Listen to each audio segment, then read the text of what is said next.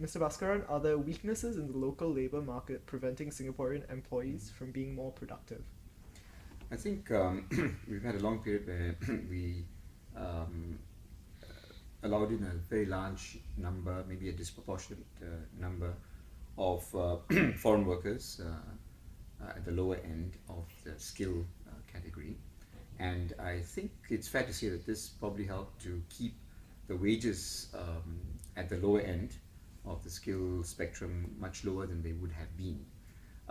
The fact of the matter is that companies respond to incentives.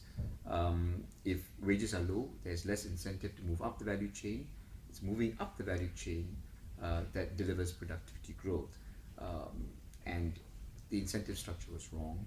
That was, I think, what was wrong with the labor market. The excessive inflow of cheap foreign labor. We're nearing the end of a commodity super cycle. What sort of implications will this have on ASEAN economies, in particular economies that export commodities like Malaysia and Indonesia? Well, I think I'm not sure whether we are ending the cycle or not, but I personally don't see lower commodity prices as necessarily negative for the way we interact with the region. Malaysia is very important to us.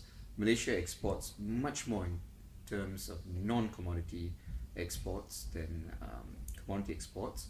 We benefit from that because we have supply chains and services that are geared to benefiting from manufacturing and other activities in Malaysia, but less so the commodity activities in Malaysia.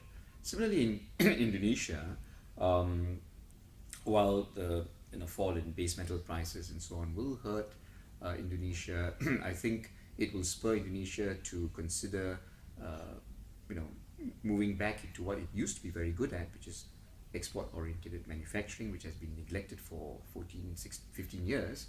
And I think that will happen under the new administration.